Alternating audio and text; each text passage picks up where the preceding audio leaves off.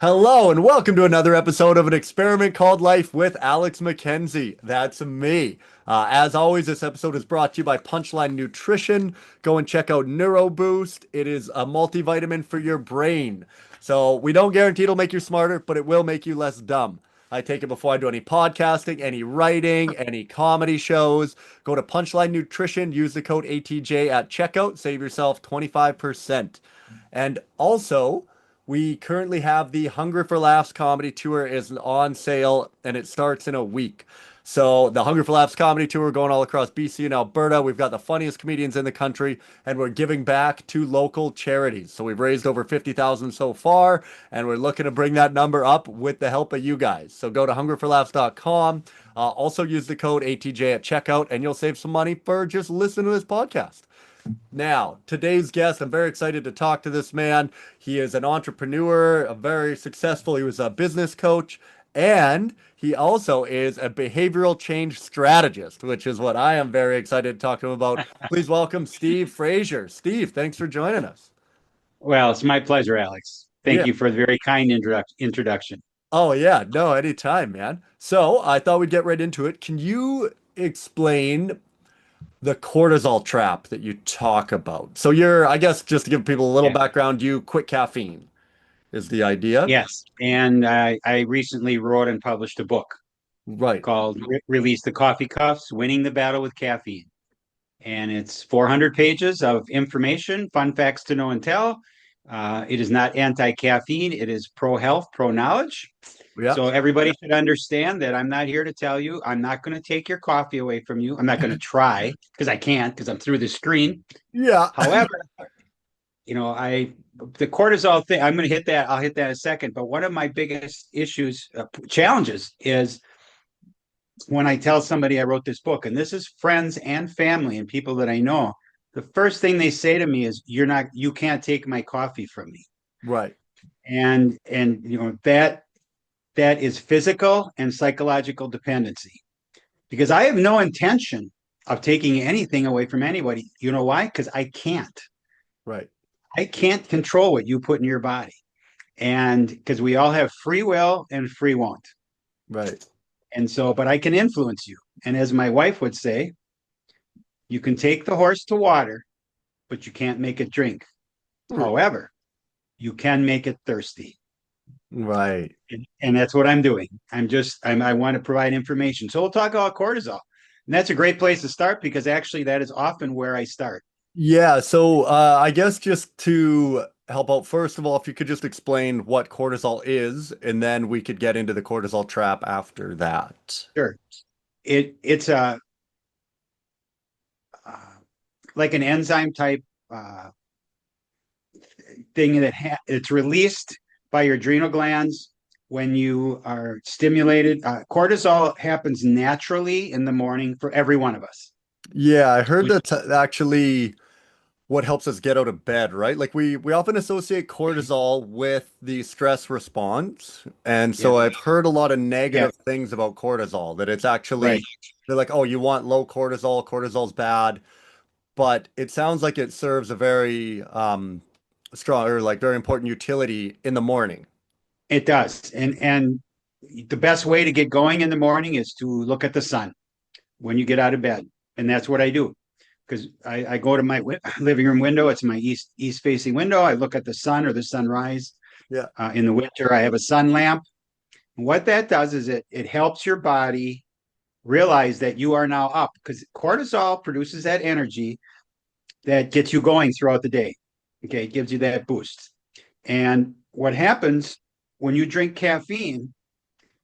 Caffeine releases cortisol through the adrenal glands as well as adrenaline and adenosine. It blocks adenosine receptors, but dopamine as well. So you've got this cocktail Right. of cortisol and adrenaline and dopamine. And so your cortisol, we all release this in the morning. It's in part of the circadian rhythm. Yeah. That's what regulates your sleep. And so naturally, so I'll tell you what I do when I get up. I get up, I look at the window, I look out the window, I look at the sun, then I drink 20 ounces of lemon water. Okay. And what does that do? Well, it hydrates me because all of us, 100% of people that sleep, which is 100%, you dehydrate while you sleep. That's all there's to it. So if the first thing you put in is, and I put some other stuff in there, which is good for me, but lemon water is the But you easiest. put cayenne pepper in. Occasionally, Okay. I put a humic and fulvic acid liquid in there, Yeah. and what that does is detox all heavy metals. I Okay. put in apple cider vinegar. Right. Yeah, I've heard of that. Good for you. I put in something called cell food, which is an oxygenator. And I also put in a little stevia because the apple cider vinegar's got a bite. Yeah, And yeah, big time, dude. I'm being honest. I did apple cider vinegar for a couple months and it was yeah. Yeah. I Yeah. found it was actually starting to hurt my stomach a little with the Yeah. acidity of Yeah. it. Right. So when you start your day like that, your body automatically regenerates well because you're rehydrating all your cells. You're good. Now, here's the trap that many people fall in is the first thing they'll do is they'll drink coffee immediately when they get out of bed because one thing they're detoxing, okay, and they don't know it, okay, because a lot of the things that I'm talking about, they're all generalities. There's always exceptions, but the bottom line is that a lot of people drink coffee right when they get out of bed. Well, what happens? The first thing is your cortisol spikes above and beyond what it normally would. Right. Well, what does that do to your circadian rhythm? Your circadian rhythm is how you sleep. So it sets back your cortisol now. Your cortisol goes down throughout the day, and then your melatonin and your adenosine goes up at night, and that's what puts you to sleep naturally, Right. right? So when you stick caffeine on top of that at any time of the day, much less, first thing in the morning is one thing, but when you do it at noon or 2 o'clock or 4 o'clock, all of a sudden your cortisol spikes. Now, here's something that, people don't talk about is adrenaline. Right. Your adrenaline spikes as well. What it does is it puts you in a fight or flight. Again, that's your adrenal glands. That comes right from your adrenal glands. And so when you go into a fight or flight, your body thinks that you're in danger. Right. Okay. Whether you're running from a lion, tiger, or bear, or whatever the case may be. Well, if you're sitting at your kitchen table or at your desk at work and you're drinking a lot of caffeine and you're putting your body into fight or flight, your body is saying to you, what's going on here? Because you're not in a fight or flight, but your brain thinks you are. Right. And so it shoots a whole bunch of glucose into your muscles because you need them to run, Yeah. right? Yeah, that's the because it releases insulin, right? And then Yes. insulin With that, and then the next step then is because you're not using it, yeah, goes to fat stores. then the insulin goes in. Okay. Right. So now you got ups and downs. Okay. And if you do this a couple times a day, your body gets a little ticked off. Let's put it that way. And you might go into like pre-diabetes, diabetes type 2, whatever, because now again, you're tricking and messing with your body and things that aren't natural, right? Caffeine is a psychoactive substance. That's an undeniable thing. It's the only really legal drug that is not only socially accepted, but it's socially promoted Right. everywhere you go. Because just in the United States, 200 to 300 million adults drink caffeine every day. $1 trillion a year business. So there's a lot of money to be made here. So we'll go back to the circadian rhythm. So now your cortisol stays up, but one of the things that are you familiar with adenosine? No, but I've heard very vaguely of it that we I believe is that one that makes you tired? Yep. And it basically puts you asleep at night. And I heard that's why coffee's actually really bad in the morning because your adenosine is actually really low, right? And then it Yeah. suppresses it, and then that's why you get that afternoon crash. You're really close. Okay. You're really close. And you do, and the afternoon crash thing is absolutely true. Your adenosine molecule is very similar to a caffeine molecule. Right. So when you drink caffeine, and again, this is any caffeine because this is molecular. This isn't coffee, tea, energy drink, soda. If it's got caffeine in it, it's got the molecule. Yeah. What happens then is you drink it and then it goes up into your brain and it blocks the adenosine receptor. And so you don't get tired mentally at all. You stay pretty sharp. Now, what you just mentioned, after about 1.5 to 3 hours, those adenosine receptors are going to open up because they've been plugged. Right. And they're opening up now prematurely because they're supposed to open up more like supper time, late supper, after supper, Right. because that's when you're supposed to go to, it's supposed to put you to sleep. And so what happens is that if you block them at any time during the day, when they unblock, you're going to be tired. You're going to get brain fog, and you're going to get fatigue. And here's an example. If you're a chronic user, and I have been a chronic user on and off my whole life. Yeah. Finally, 2 years ago, I finally quit. 11 years ago, I actually went to the emergency room Oh, wow. because I thought I was having a heart attack because I had something called premature ventricular contractions, Yeah. which are caused by stress and caffeine. And I happen to be able to feel them. He told me I was going to be okay. I'm still doing well. I quit then, but then, like everybody that's addicted to anything in the world, I thought I could just do it. So I went back, and pretty soon I'm drinking it every day. So 2 years ago, I just quit cold turkey. And I would not recommend, because in my book, I have a whole chapter on how to quit. Yeah. You don't, cold turkey absolutely is effective. But if you're drinking caffeine every day and you stop, those adenosine receptors are now opening up nonstop for possibly days, which as a result gives you a really dandy headache. Yeah. And I so I recently had, did so I do a big water fast every year, actually before I yep. put my RV away. So I do a 14-day water fast. So I don't Mm, take anything other than water for 14 days straight. I take like electrolytes, so like sodium, magnesium, yep. potassium. Yep. But with the I noticed that like the first 3 days I find are honestly the hardest of the fast. I mean, Yes. the no food is a big one, but again, also I cut out caffeine. So those first 3 days, and then also nicotine. I've been struggling with nicotine for years. Yep. I chewed tobacco when I was younger playing hockey, and Uh-huh. managed to quit for 5 years. Got dated a girl who vaped, and then I started vaping, and I didn't like that at all because it just like it ruins your lungs so fast. Yep. So Right. then I like switched to those Zyn pouches, the little nicotine pouches. So Yep. yeah, anyway, the first 3 days, you're off cold turkey, all of that. And Yep. you can't do anything. Like I'm like No. curled up in bed, Yep. just get through the day and try sleep as much as I can because when I'm sleeping is the only time I'm not in pain and suffering.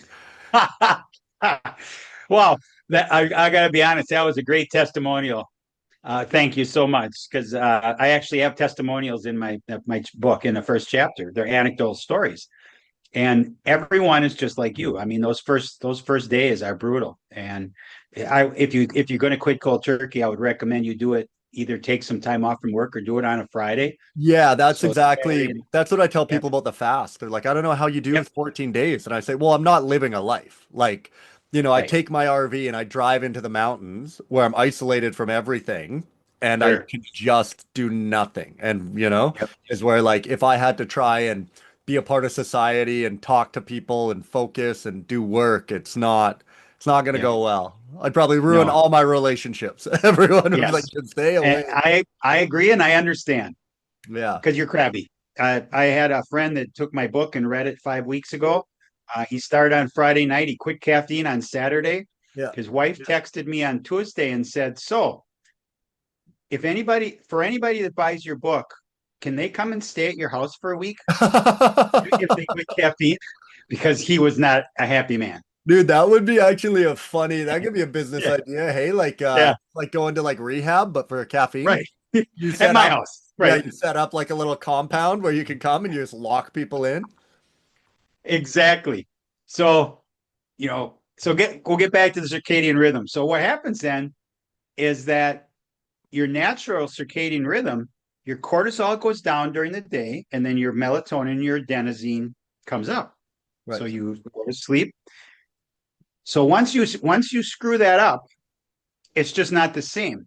And the key impact I believe that caffeine has on us And there's a whole bunch, and we don't have time to get into them all. We're going to get into some of the big ones, Yeah. but it's sleep. It's sleep Right. because your health revolves around your sleep. And there's 4 stages. And I mean, I learned a lot while I was writing the book of things that I just said, because you don't know what you don't know. Yeah, And totally. that's why you're doing the podcast, right? Because Yeah, you're learning some things that you don't know. totally. So there's four stages of sleep. First stage is basically where you're just falling asleep, semi-conscious. That's maybe 5 to 10% of the cycle. The next is stage 2, and that can be up to 40 to 50% of your whole that stage. And that you're just beginning to, you're now sleeping. You might have some dreams, maybe not. But stage 3 is one of the big ones because that's where you heal. That's where men create testosterone. It's where women create estrogen, among other things, and your cellular health.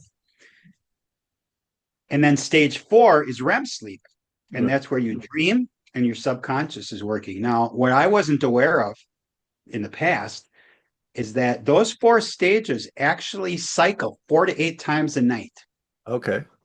So this isn't just 1, 2, 3, 4, and you wake up. Right. Yeah, yeah. So what caffeine does, it it delays stage 3 and stage 4 sleep, both of them. So it actually extends stage 2 up to 60% Yeah. of the night instead of 40 to 50.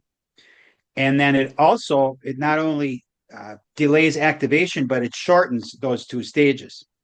And so what happens? You wake up, you have slept. So I am not telling you by any means that if you drink caffeine, you're not going to sleep. However, your quality could be terrible.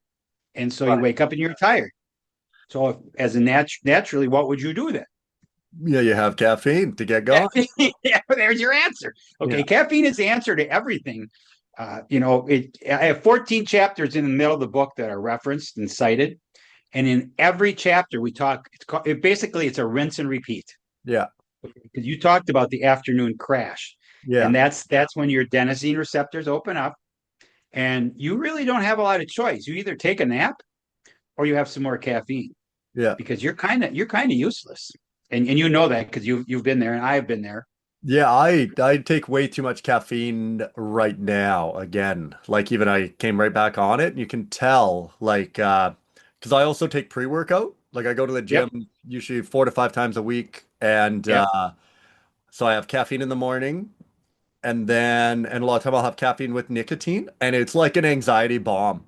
Like the second you do like you yeah, have caffeine and then I like put nicotine in and then I can just feel my chest gets tight and I get anxiety and you're yep. like and it's that thing like you're saying your fight or flight kicks in and Oh I'm yeah, not doing any physical movement. I'm sitting at a computer.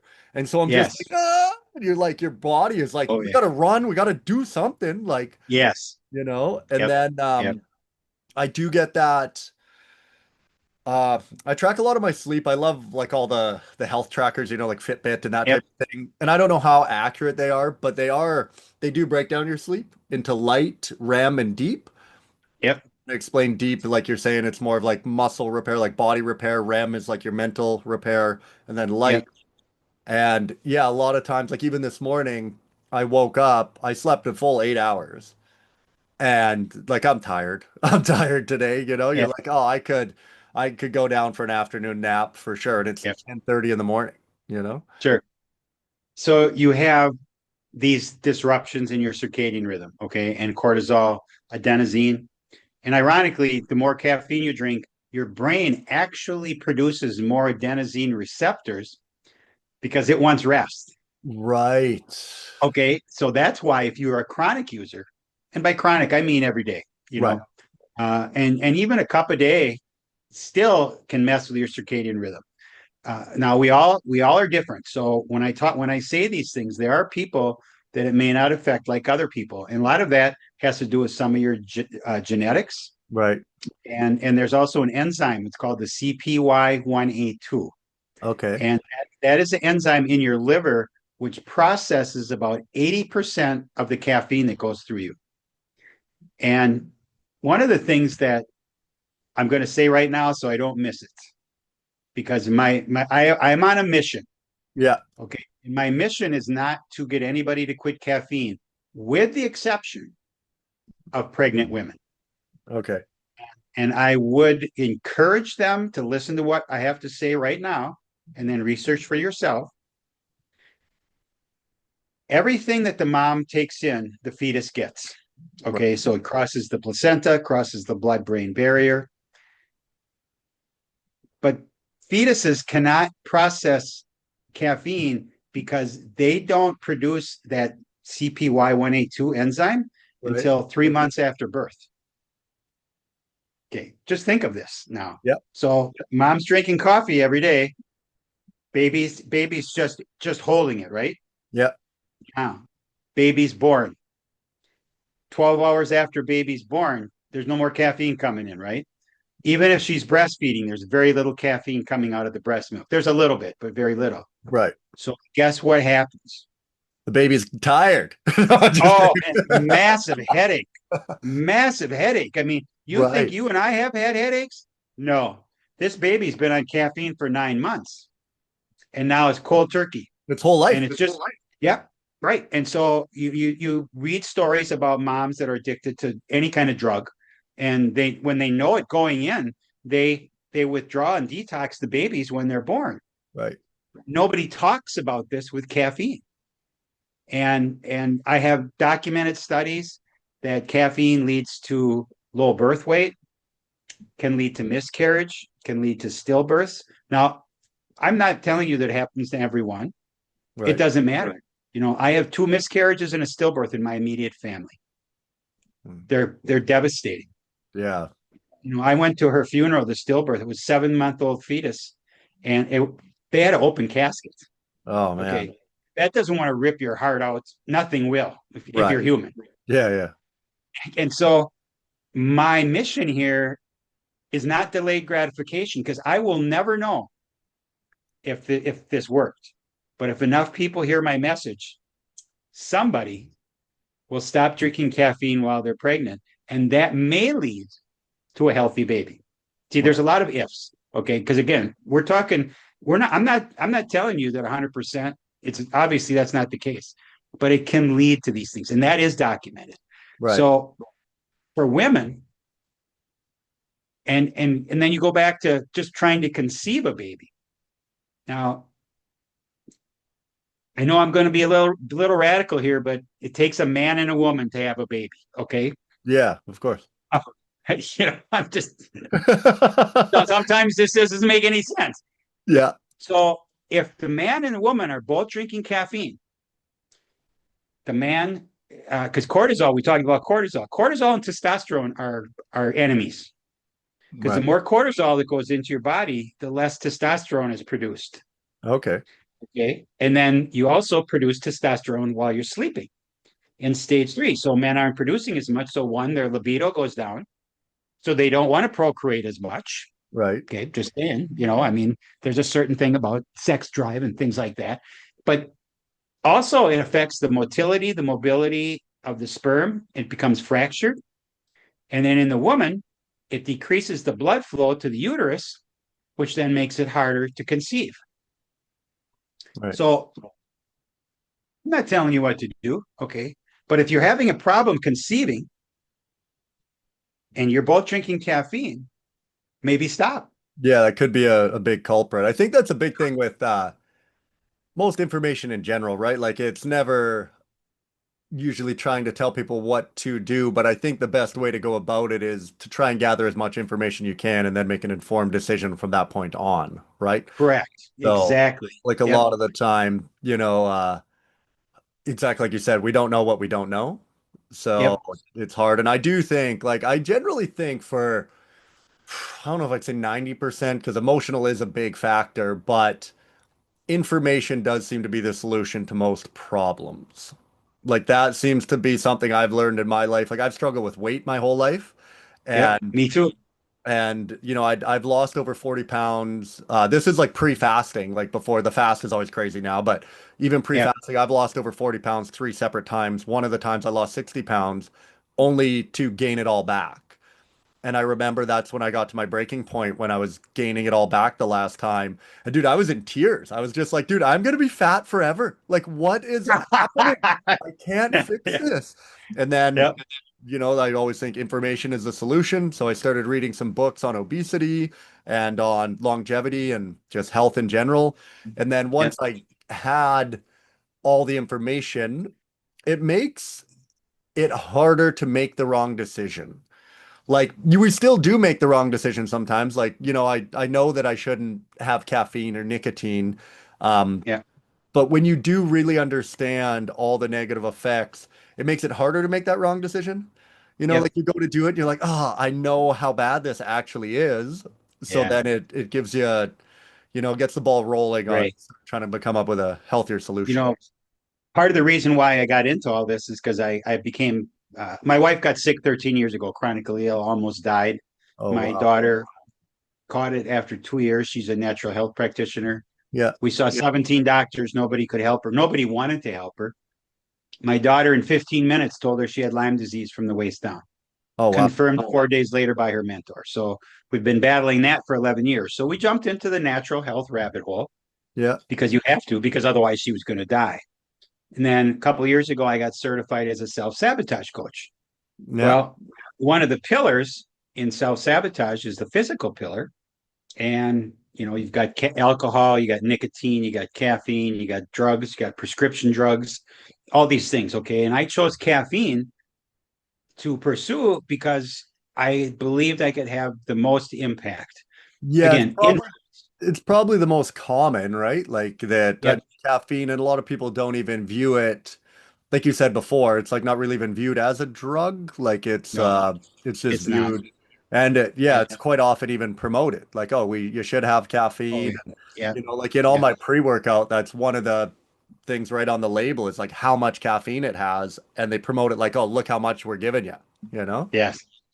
I have an interest, and I'm going to do a kind of a promo for another guy here, but uh, there's on YouTube, if you go to I Quit Caffeine, Yeah. and you'll see Vince Del Monte. Yeah. And he's a health influencer, and he had his own pre-workout drink. He owns his own jet. I mean, he's guy's successful. Figured it out. Yeah. Except he got to the point where caffeine was destroying his personal and his business life. He couldn't do anything without a shot of espresso. I Right. mean, we're talking meetings, we're talking going to church. So he quit cold turkey, and it was ugly. But he managed to save his business, well, his marriage. And 6 months later, he did this testimonial, 6 to 9 months later. And this is this because you're doing pre-workouts, because he did, he's a big pre-workout guy. He was. Right. He said, when I wake up in the morning now, after I quit, I feel like I've had a double or triple shot of espresso. And why is that? Because he's allowing his body to work. Yeah. Because, in here's a question you can ask every one of your whole guests this, all your friends. Who really knows what it's like to be healthy, to feel healthy? Who knows? You know after you finish your fast. Okay. And I know that. I just got off a 60-hour fast this morning. Yeah. Oh, wow. Congratulations. And I do that at least once a month. I do 24s almost every week. I do 48s every other week. Yeah. But it clears things up. We understand each other on this. Yeah. And so when you're done with your fast, you know how you feel. I'm 68 years old. I've lost over 50 pounds in the last 11 years. Yeah. Okay. That's a lot. Congratulations. And when I tell you what, when you get older, it's not nearly as easy. I don't know how old you are, but it's not as easy now Yeah. as it was then. Yeah. Yeah. I'm on no meds at all, which people, I go to the appointments and they say, are you sure? Are you not lying to me? I have no reason to lie to you. Yeah. Yeah. But 30 years ago, I was supposed to have my left knee replaced. It's fine. I have no knee pain now, Yeah. all because of what I'm doing for myself, how I eat. Right. Right. It's very hard to be healthy in Yeah. today's society. Well, I really because like that insight you had there of like you don't know healthy until you've achieved it. Like yes, because I look at my previous diet all through my 20s, it was fast food and junk. Like I mm, was never, oh, nothing was coming from Whole Foods. It was all yep, just fast food, bags of chips, like garbage. And yeah, but you're used to just feeling that way. yep. You're like, oh, this And is life that's until normal, right? you That's your normal. start. Like I really noticed coming out of the fast. I would say when I reintroduce food, it's almost like rocket fuel. Like I'm Hmm. like, dude, just eating a healthy meal, I'm like, let's go. Like you're so much energy, and you're like, Yep, this is just from food. There's no stimulants in here. There's no, yep, and it's yep. just that your body has the sustenance it needs, and it's not, I guess it's not everything. Your hormones probably all balance out. I'm not sure. I don't know what's going on in there, Yeah. but it is, yeah, it's exactly that. Because, and actually, what you just said, you could possibly be resetting in those 2 weeks. Sometimes it will take people 6 months to a year to reset their whole body. Right. Okay, and I'm in quitting caffeine groups on Facebook, and I mean, there's people that are struggling. They've quit 5 months ago, and it's just ugly, and they just want to go back. Yeah. But they know in the long run, just the simple fact that they're this sick for this long Right. shows them the effect that caffeine had on their bodies. Yeah. If that makes sense. Yeah. I really like also your talk about the knee replacement. I think our bodies have an incredible ability to heal themselves and to Yes. recover. So Yeah. right now I'm actually suffering from, it's probably the worst injury I've ever had. I've got a herniated disc in my L5S1 Ooh. and it's pretty bad. So I've had really bad sciatica. For 3 years, I've, I got misdiagnosed as piriformis syndrome, Yep. which is like a muscle issue with with like I guess your glutes, So they're like, oh, Sure. quite often you can have this muscle injury and it Hmm. pushes on the sciatic nerve and it simulates back pain, and they thought that's what it was. So Yep. I've been going to the gym and just been like, oh, keep strengthening the muscle, I guess, and it's just progressively got worse. Oh boy. Now that I got the MRI and I have the diagnosis, I am very confident that I can repair this disc without surgery. I've Yep. seen a lot of people. My brother actually just got back surgery 2 days ago. He's in the hospital down here, and it's his second one. And a lot of my friends who've got the surgery, within a year, they're back getting You're another back. surgery, and then Yep. after that, it's basically a fuse. Um, but there's a guy, Stuart McGill. It's called the Back Mechanic, and he talks about healing your disc naturally. And I've been doing a lot of his practices, and it's way better. And it's Yes. core strengthening, avoid certain movements like the forward flexions, Yep. posture, just simple things like that. And then Sure. a big one is, nicotine's really bad because it dehydrates you, and then the discs get dehydrated. And I'm sure Yep. caffeine is doing the same thing. And Yep. you can Because remove it's all, diuretic. Yep. yeah. So if you remove all that stuff and start doing, I think your body will work very Yep. hard to fix itself. Well, I mentioned that my daughter is a natural health Right. practitioner, right? And I can't give you the table, okay, but I can tell you this, that everything in our body regenerates over a period of time. Skin, I think, is 21 days. All the cells in your skin are 21 or 28 Yeah. days. Did they say 7 years and you're like not the same person? Right, Right. exactly. Yeah. Yeah. That's the long one, Yeah. but you've got brain, you've got all these things in your body regenerate. If you help them, they just regenerate faster and better. Right. If you beat them up, I mean, if you're sucking your adrenal glands dry every day from drinking caffeine, uh, you know, they're not going to work for you as well as they should. I thought that was very interesting, actually, as well, that you brought up that our body will create more adrenal glands, like more receptors. Adenosine. Adenosine, sorry, right. That's adenosine. We'll Yep. create more Yep. adenosine receptors because Yep. I read a book I've always struggled with addiction, and I read a book, Gabor Mate, and it was called In the Realm of Hungry Ghosts. And he Uh-huh. explains to you like what like meth and cocaine are doing with your dopamine receptors. Yes. And because it blocks a dopamine reuptake, you have so much dopamine in your what do they call like the neural connection between the receptor and Yep. whatever it is. And Neurotransmitters, I think they're called. Yeah, the something like that. neurotransmitter, but there's like a thing for, oh, the synaptic cleft. That's what it's called. So Okay, you have like your, I yeah, so, learned a new word today. yeah, so your dopamine floods your synaptic cleft.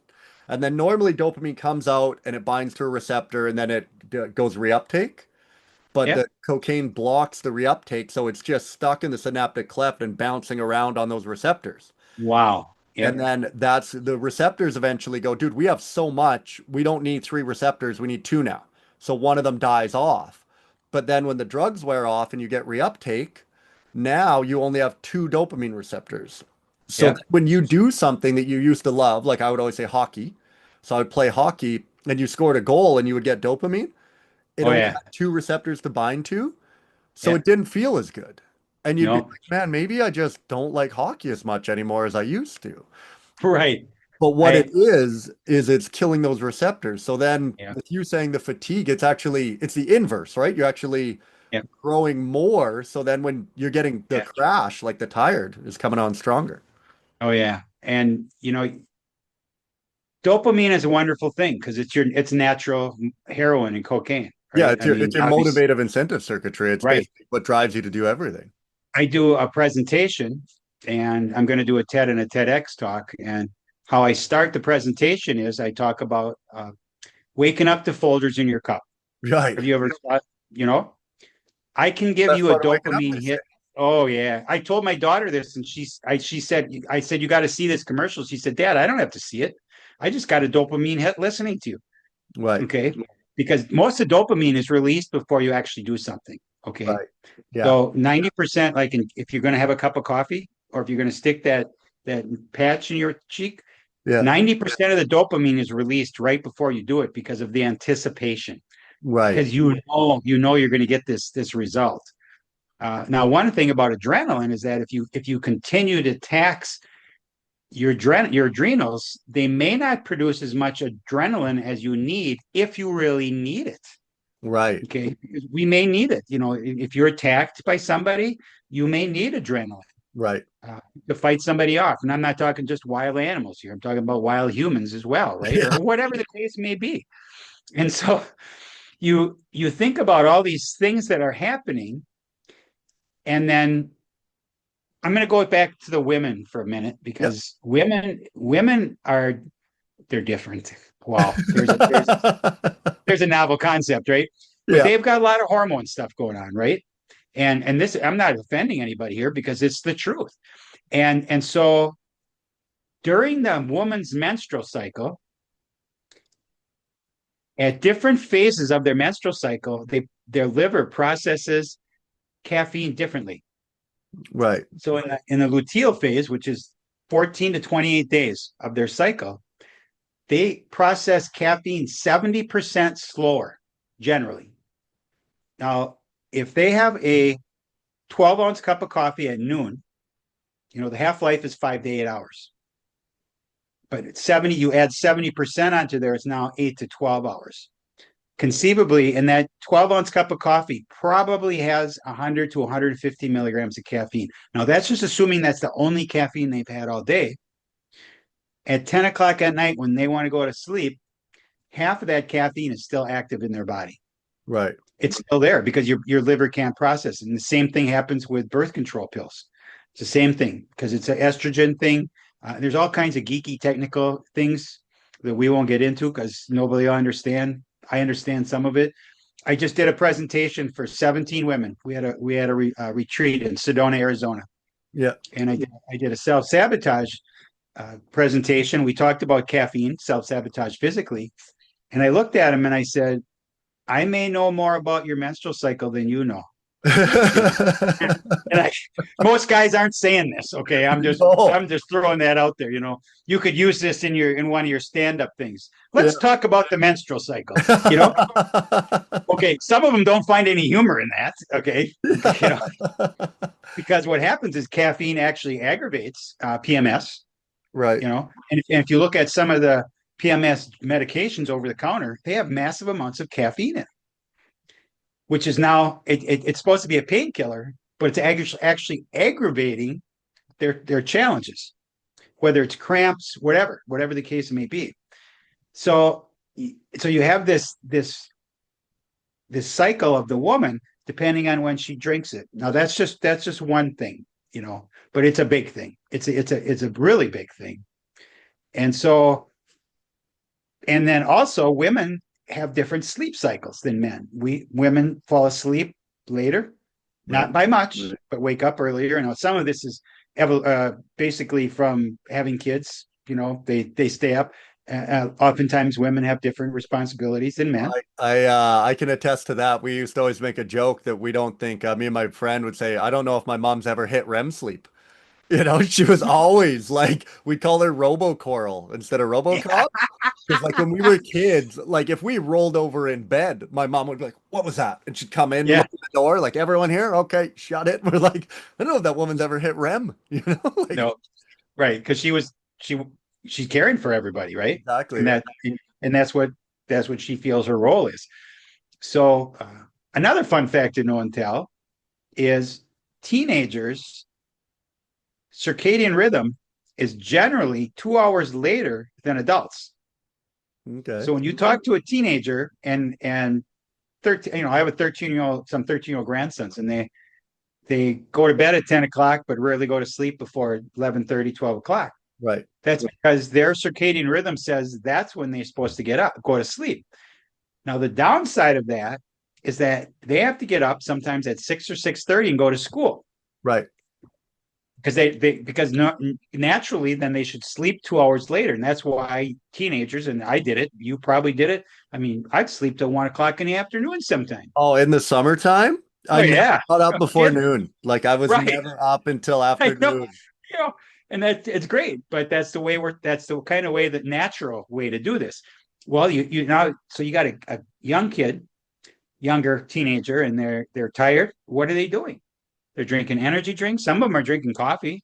Right. They hit Energy Starbucks drinks are a big drive-thru. one for sure. Oh yeah, they're terrible because the caffeine. One of the things, and you mentioned workout drinks. What's amazing is that they label the caffeine content, but then there's other substances in those drinks, energy drinks and pre-workouts, that also have caffeine in them, but they're not listed.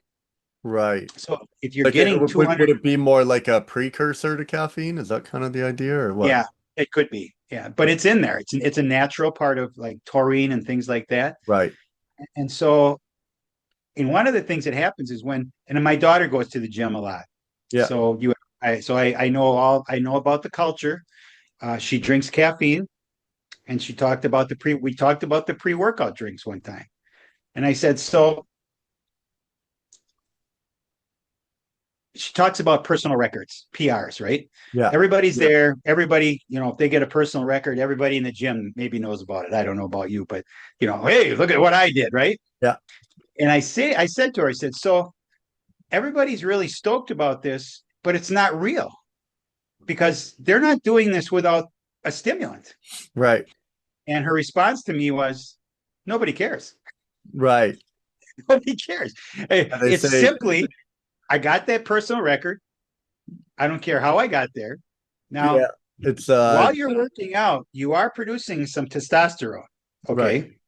So there is, because there are some short-term positive effects of caffeine. I don't discount that. Okay. One, you can set personal records. You can have momentary,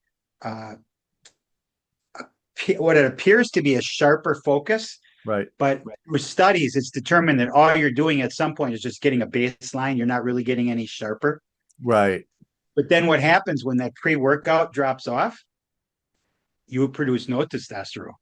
Right. And like college students, they've done studies where they've tested college students like during exams. Half the group drank caffeine and stayed up all night and studied. The other group didn't drink caffeine, went to sleep when they wanted to, when they needed to. And generally speaking, always the people that didn't drink caffeine got better grades. Yeah. I would. So it wasn't a productive thing.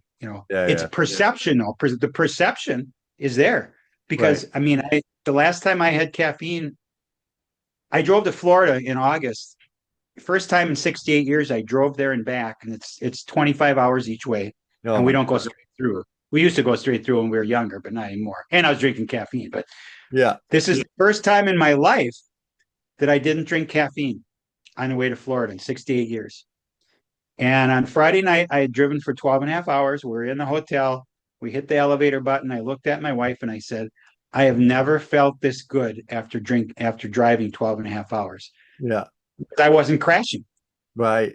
And I went to sleep because in the past, when I would drink caffeine, because I always had the excuse, well, I need to stay awake. I need to stay alert, because we can always make excuses to do anything, right? Well, of course, that's kind of how life works. You find a way to justify Right. your position and So, then go so forward. I would drink caffeine up till about 2 o'clock in the afternoon because I wanted to stay awake and alert. Well, I get to the hotel at 11 or 11:30, and I lay there for 1 to 3 hours Yeah. because my adenosine receptors are still closed. They are not reopened, and so I'm tired. My body's exhausted. My brain says, "Whoa, let's go have a party." And I learned a valuable lesson there. I don't need caffeine to do that. Okay. Right. And it goes back to that story I told you about the guy on YouTube. And in my anecdotal stories, 19 of the 20 people said without a doubt the biggest impact was on their sleep. Right. They now slept better than they ever had in their entire life. Yeah. Yeah. And I think that that's what I always sleep as you get older. It's funny. I think we're like just big children. But when you're a child, you have an adult telling you things that you need. They're like, "Oh, Mm-hmm. you're hungry, you're cranky," or like, "Hey, you're tired, you need to sleep." And you don't Yeah. have that as an adult, anyone telling you to do Yeah. that. So sleep is like the biggest factor, I would say, on the outcome of my day. Right? Like if you get a bad sleep or you're deficient in your sleep, like a short sleep, like that next day is brutal. Like it It is is. so Yep. hard to be productive and feel good if you're not getting sleep. And that seems to be the foundation of your day. So to be able to improve that seems so valuable to your life. Yeah. There's a hack here for you if you want to. There as kids, your subconscious is programmed in the first 7 years of your life, and it's in a theta. Your mind basically is in a theta brainwave, and Hmm. everything around you just stays. Okay, and this is where you get your morals, your values, everything. When you become an adult, you only reach that twice a day, when you wake up and when you go to sleep, and Okay. it can be 1 to 3 minutes, whatever. So what I practice is when I go to sleep at night, when I go to bed, the last thing I do is I express gratitude for the things in my life. Okay. However, you want to do that and whatever that is. But what it does is that the last thing that I'm thinking about is what my subconscious is going to work on when I'm sleeping. Right.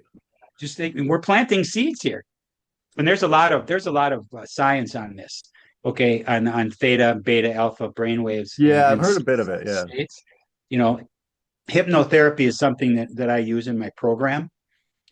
It's a 25-minute session. If you listen to it for 30 days in a row at night before you go to bed, it can really help you quit anything, much less Right. caffeine. It can help you quit cigarettes, can help you quit alcohol.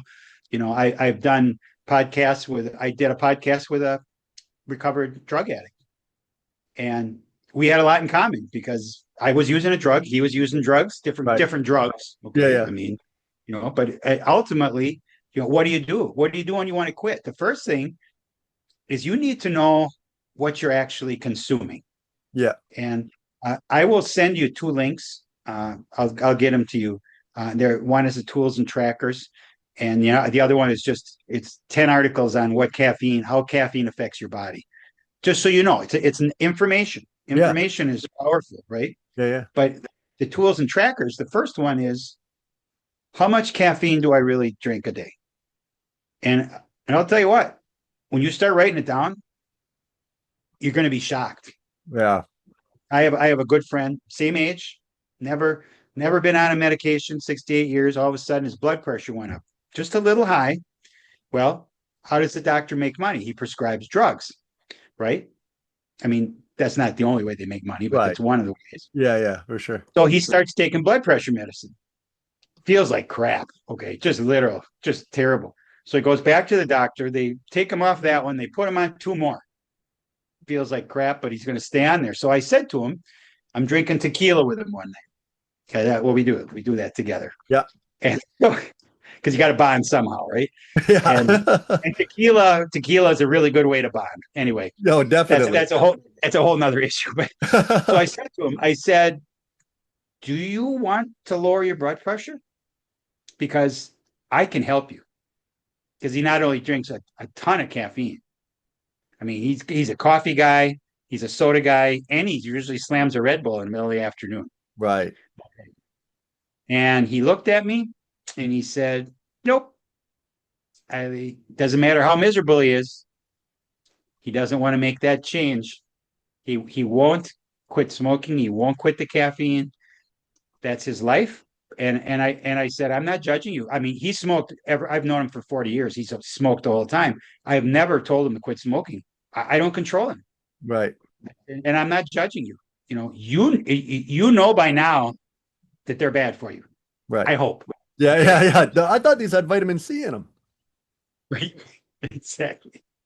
So the point is that we can lead the horse to water. And if I can spread my message to enough people, I have a very unique thing. I can possibly save a life. Right. Now just think of that, Alex. I mean, I'm not being all arrogant and I'm not God, okay? That's not what I'm getting at. But because that one miscarriage and that one stillbirth is monumental and huge for the people that it happens to. Oh yeah. It doesn't matter. It doesn't happen to you and I. I mean, I've had these in my family, so I understand.